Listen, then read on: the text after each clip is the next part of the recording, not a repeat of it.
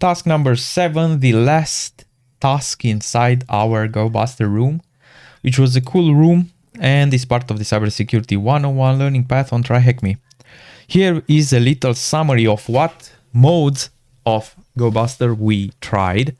I encourage you to see every video on these 3 modes.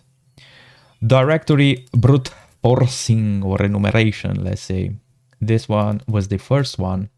DNS was the second one, which we had to use a third-party application in order to get the results. And virtual host was the last one.